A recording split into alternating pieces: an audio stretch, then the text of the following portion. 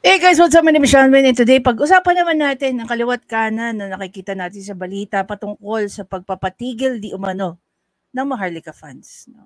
Ayon nga dito sa isang post ni The Manila Times, this was posted early today. Marcos stops Maharlika. Okay, nakalagay dito, updated.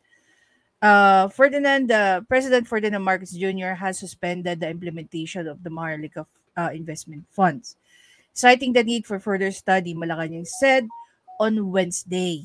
Okay, the president through Executive Secretary Lucas Bersamin issued a memorandum dated October 12, 2023, directing the Bureau of Treasury, Land Bank of the Philippines, and Development Bank of the Philippines to suspend the implementation of the implementing rules and regulation of Republic Act 11954 or the Maharlika Investment Fund Act of 2023. Naalala ko nga pinanood ko yung isang video ni ni Attorney Claire. Okay? Andali nga, i-pull out nga natin yung video niya rito.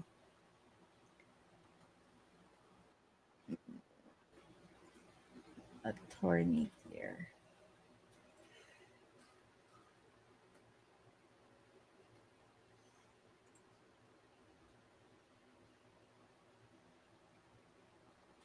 And guys, so kung gusto nyo panoorin, feel free. Paki-visit na lang po ang page ni Attorney Claire. Batas with Attorney Claire yan. I-check nyo na lang po ang kanya naging commentary patungkol dito. Sabi niya, Land Bank at TBP problemado na dahil sa Maharlika Investment Fund. Alam ko meron pang, ayan. Latest lang to, suspendido ang implementation ng Maharlika Investment Fund Law. Hindi ko pa po napapanood tong isa, so later on papanoorin natin. Ibasura ang batas, hindi bagay sa Pinas na walang surplus. Ibalik ang pera sa Land Bank at DBP. Okay. So, ito yung plot twist dyan sa issue na yan. Okay?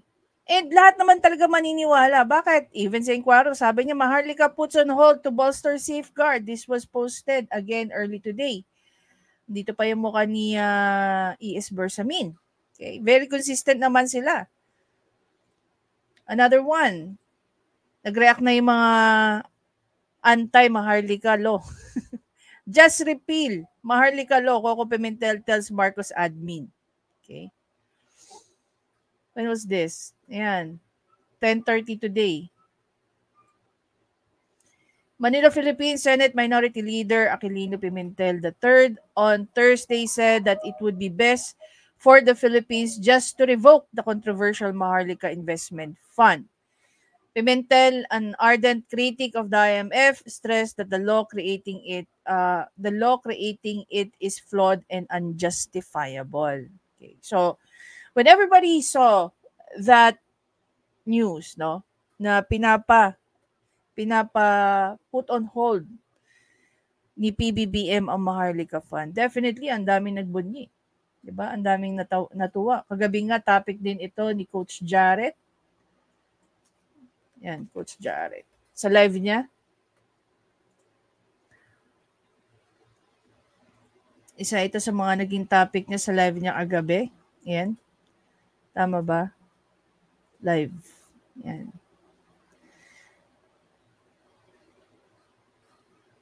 So, napag-usapan niya yung kagabi ba to? Ay, 1 month ago. Asan yung latest ni Coach Jarrett? Hindi naka-post. 16 hours. Ayun, bigla. Ayan, 18. Suspendido. Ano nangyari sa Maharlika? So, diniscuss niya diniscuss niya, guys, yung tungkol sa ng Maharlika Fund kagabi sa kanyang live. Anyway, going back, ito guys yung plot twist dito.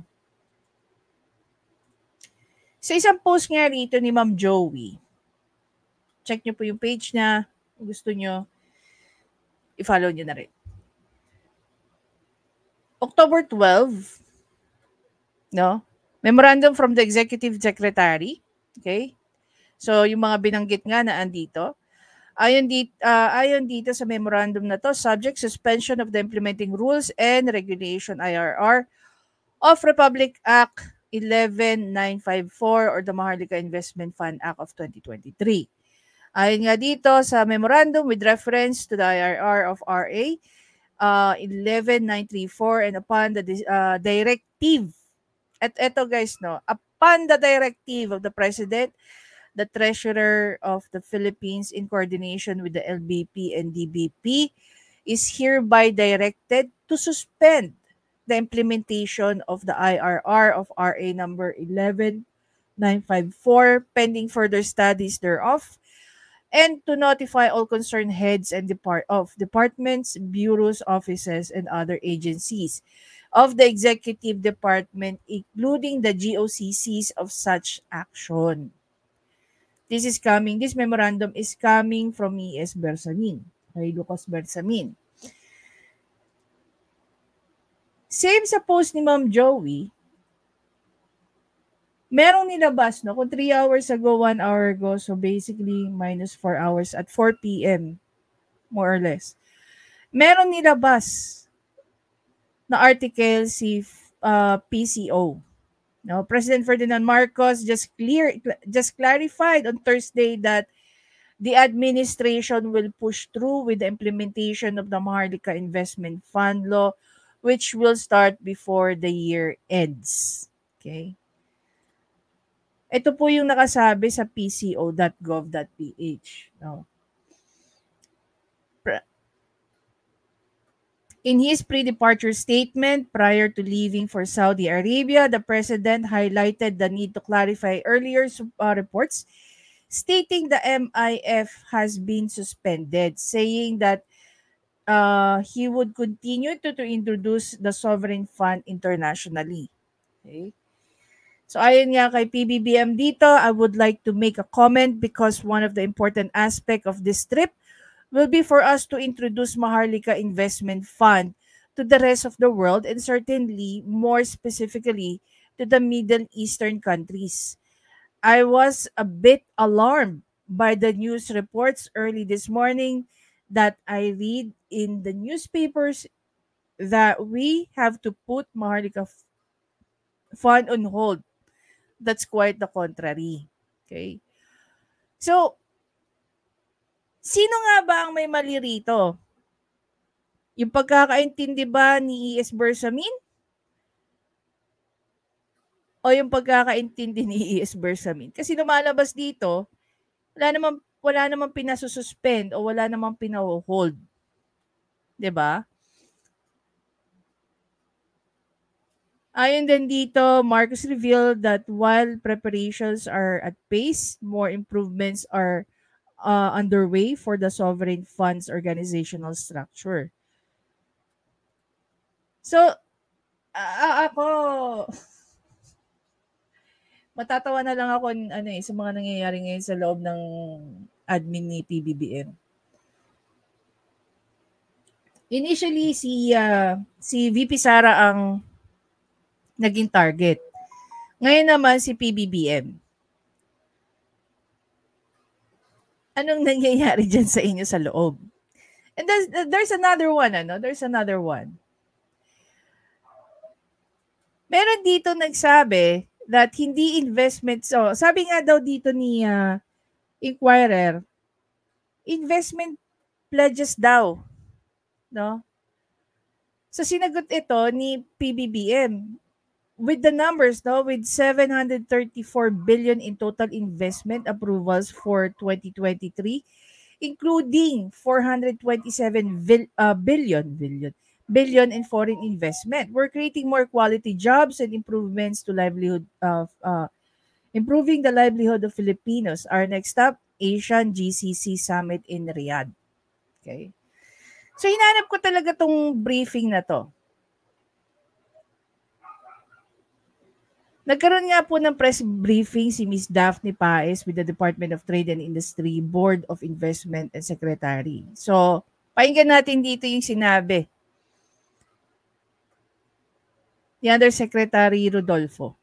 Natutuwa ho tayo na binanggit sa ating mahal na Pangulo na from January to September of this year, ang investment approvals po ng BOI ay umaabot na sa 734 34 billion pesos. Kung ikukumpara po ito noong January to September of 2022, umabot lang po tayo noon ng 362 billion pesos or an increase of 102%. Ang maganda rin ho dito ay hindi lang yung actual investment amount, pero yung composition. Makikita ho natin na yung composition ng investments ho natin, malaki na rin po yung tinatawag nating foreign investments. Kasi ho sa BOI, we approve both foreign and local investments. Okay, so malinaw pa sa sikat ng araw yung pagkakasabi na lumalaki na nga daw ang foreign investment natin. So tatanungin ng iba, ano yan? Yan ba yung yung pamamasyal ni PBBM? Yes. Ito na yun. Naalala ko nga sa isang interview ni PBBM, he was asked to liquidate yung sobrang tinira siya ng mga kakamping dito na yung computation ng total niyang gasto sa kanyang mga biyahe. Ang sagot naman ni PBBM, well, pinapa-audit pa. It will be available anytime soon. Check nyo lang. Diba? Buti pa yung mga nasa executive, no? Hindi natatakot at hindi nahihiya or walang tinatago na pagdating sa liquidation ng kanilang mga gastos na ginagamit nilang pera ng taong bayan. Pero ang Congress, kakaiba. Confidential talaga. 'Di ba? Yun yung another term ng classified. Wala kang makikita. No? I remember this one article from yesterday, yung pag-scrutinize, parang lumalabas, inaaway, bakit 2013 yun pinipressure na ng COA ang Congress na maglabas. Sinabihan lang si COA ng Congress na bawal ang pag-scrutinize ng kanilang mga pondo. 'Di ba? Anyway, going back here. So, doon nga sa interview ni PBBM, sabi niya doon, sa 1 billion niyang sa mga lakad niya, magkaroon lang ng investment na worth 1 billion. Bawing-bawi na yung ginastos ng mga nilakad niya. Imagine mo yung 1 billion naging 400 plus thousand. Hindi po to investment pledges, investment na po siya. 'Di ba? Ulikan natin. Typically ho, in the past, ang ating local investments so sa BOI, about 80% of the total investment amount na approved ng BOI. Pero ngayon ho, nakikita natin, 60% ho ang foreign. So naging 20% na lang ho ang local. So hindi lang ho tumaas yung investment approvals, mas dumami pa ho yung foreign component of the approvals. Kung titignan ho natin yung foreign component ho mismo, ang total approved registrations po sa BOI ay umaabot ng 427 billion pesos. Kung ikukumpara nyo ho yun sa same period of last year, it's actually a 4,150% increase. So kung laki 'di ba? 4,000 plus increase. 4,000 plus. Wow. Imagine niyo, no? Kung halimbawa ang naging investment natin sa mga lakad ni BBM sa isang taon, no? Starting nung umupo siya hanggang nag-anniversary siya since umupo siya sa Malacanang. From 1 billion na ina-aspire niya, naging 427 billion. Diba? We should be happy for that. My God. Kung titignan natin saan ba talaga may direct impact yung mga presidential visits, it's actually in the foreign investments portion of the approvals of the Board of Investments. At kasama rin ko halimbawa yung mga foreign approvals ni PESA at iba pa hong mga IPAs. Napakalaking bagay din ho, kung titignan din natin, hindi lang yung composition ng foreign, pero saang bansa nanggagaling yung mga investments na ito. Meron hong direct linkage dun sa mga presidential visits at very important to, yung mga paghahanda na ginagawa ko ng buong gobyerno in preparation for these visits. Kagaya na lang halimbawa po, maalala ninyo nung November, isa po sa mga napakahalagang policy initiatives na ginawa ng administrasyon ni President Marcos Jr., in particular headed by, in this particular case, si Secretary Fred Pascual, si Secretary Popo Lutilla, tsaka si Secretary Remulla, yun pong pagtanggal ng foreign equity restrictions on renewable energy projects. This happened, I think, noong November of last year. Just in time para dun sa pagbisita ni Presidente doon sa Brussels for the ASEAN-EU Summit. Napakalaking bagay ho nun kasi makikita nyo ngayon yung resulta ng mga pumapasok ho sa atin, madami ho doon sa binanggit kong 427 billion pesos worth of foreign projects are actually in the renewable energies. Which is good, no? Which is very, very good. Pag ganun yung mangyayari. Sabi nga ni PBBM sa isang interview niya about sa electronic cars. Which is hindi pa rin ako ganun ka comfortable sa mga electronic cars. Lalo na dito sa bansa natin, bumabaha. Okay? So we don't know. No, if yung mga electronic cars will survive those challenges. I remember I posted something when I was in Abu Dhabi, Dubai last August. I was very, very surprised, no? Dahil I had an experience riding a Tesla car. No, it's a taxi, guys. It's a taxi. And sabi nga nung taxi driver doon, I'm not sure if it's the entire UAE or Abu Dhabi or Dubai alone. No? So they are planning, no, to use electronic cars in the next couple of years. Kumbaga 50-50 ng dami ng sasakyan na umaandar sa loob ng Abu Dhabi and Dubai, it has to be an electronic car. Ang maganda lang po kasi sa Abu Dhabi, number 1, napakamura po ng electricity doon. Number 2, hindi naman bahain doon. Number 3, very accessible po ang kanilang mga charging station. There are charging stations that can be, that can be found inside a mall, sa mga gasoline stations. They also have that. Actually, here in the south, hindi. If I remember correctly, meron po dito sa may Mamplasan. Ano ba yung gasoline station dyan? I think it's Shell. Shell ba? Yes. Parang Shell yata. So, meron din charging station po doon ng mga electronic car. And another thing that you have to know rin, that electronic cars are exempted sa number coding. No? So, para sa akin, sa weather natin, sa mga sa sitwasyon ng mga baha na nangyayari within the metro, hindi ako ganun ka-komportable to drive an electronic car. Okay? Pero it would be great kung meron kang electronic car kasi matutulungan mo ang ng carbon emission, malaking bagay for climate change, no? Yung pagdadrive mo ng electronic car is magiging malaking contribution mo yon sa hindi lang sa society mo but basically sa pollution na napoproduce ng mga gasoline driven cars, 'di ba? Anyway, so ayun nga, napakagandang balita.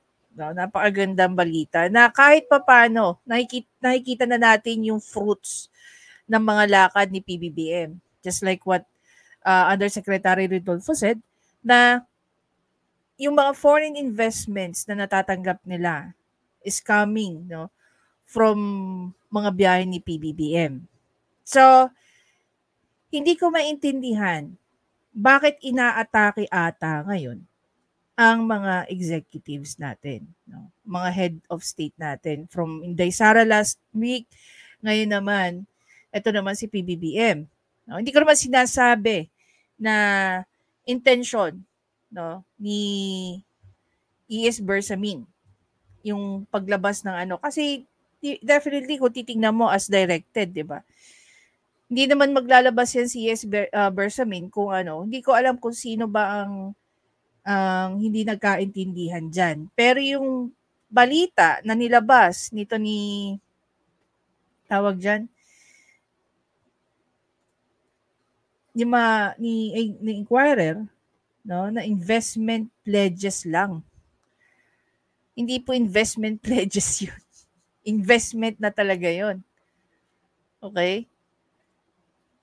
Ngayon kung babalikan nga natin tong post na to, hindi investment pledges yon. Total investment approvals na ito. Magkaiba ang investment approval sa investment pledges. Ngayon kung pupuntahan natin tong post ni Ma'am Joey, sabi nga ni Ma'am Joey, PBBM versus ES Bersamin. Sabi ni Sir Arnel La Chica, Vic Rodriguez II ba to? Ayan, sabi na may sinabi yung Gian, alam mo, nagmumukha ng circus ang admin mo. Lagi na lang ganyan ang mga statements na hindi pare-pareho para kayo mag-asawa na nasa isang bubong pero hindi nag-uusap. Kaya walang maayos na statement. So, hinihintay na lang namin na alisin mo si Bersamin at ipapasok ang mag-anak ng asawa mo, sabi ni Gian.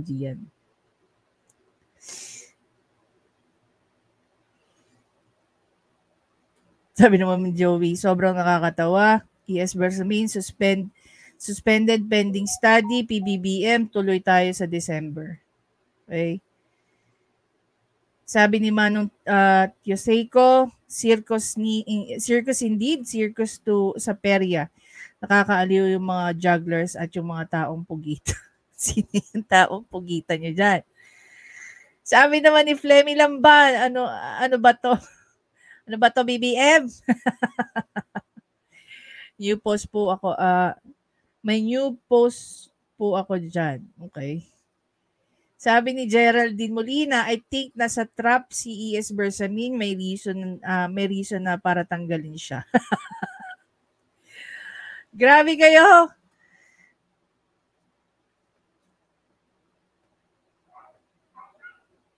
Yan, at the expense of his admin, looking like an idiot.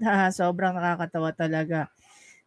Ayon naman dito kay Miss Deng, gulong-gulo ang taong bayan. Sabi ni Christian, baka yan ang simula ng pagsipa kay ES. Well, I hope not, no? I hope not. Let's pretend na hindi nga yun. Sabi naman nun, Vin, ayaw nga natin sa puppet pero parang paper da lang na ata nangyayari. Ito guys, yung maganda sa sa usapin ng politics. Nothing trash. Lahat ng sinasabi ng tao may substance, nakakatuwa. At one point may natutunan ka rin sa mga sinasabi nila based on their comments. Diba? This is why ito guys yung isang bagay na nai-enjoy ko when it comes to topics about politics. May natututunan tayo. Diba? Oh, another post. Na-surprise daw si PBBM dun sa mga balitang lumalabas. Ayun nga sa post dito ni Sir John Villasan Cruz. Ano ba talaga? Laban o bawi? Pinagmumukha niyong tanga ang Pangulong Bongbong Marcos.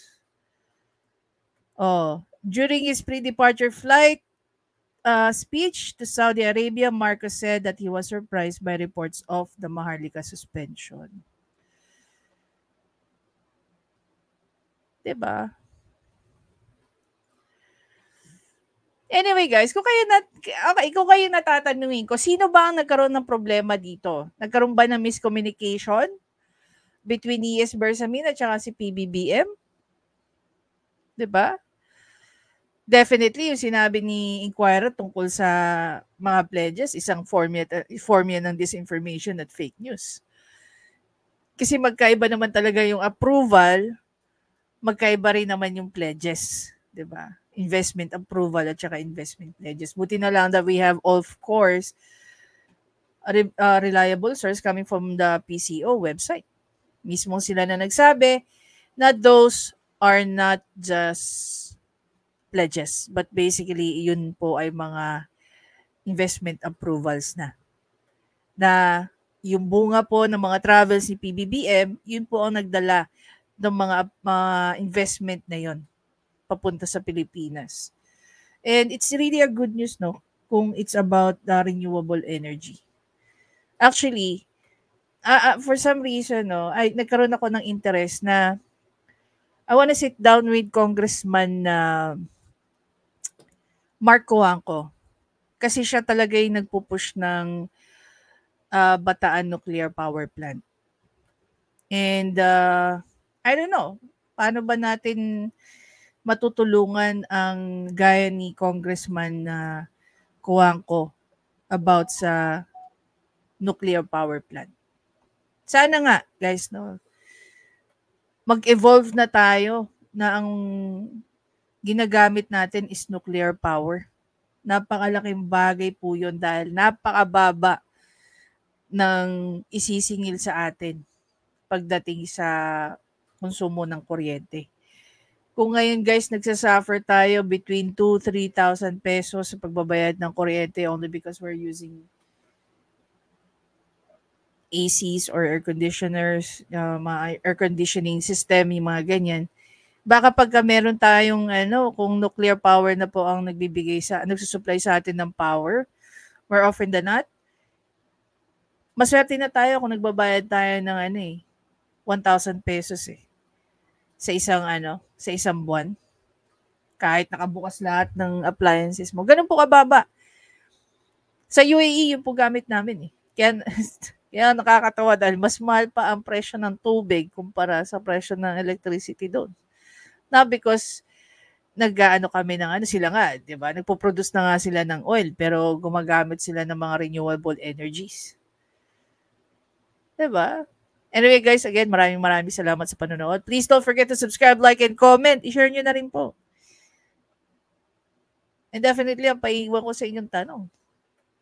Sino po ba ang nagkamali ng pagkakasabi? Sa tingin nyo ba magiging Attorney Vic Rodriguez II tong si E.S. Bersamin? I hope not. No? Huwag naman natin na napakagaling po ni E.S. Bersamin. Malaking kawalan. Huwag niyang gawing totga si E.S. Bersamin. Okay? Anyway,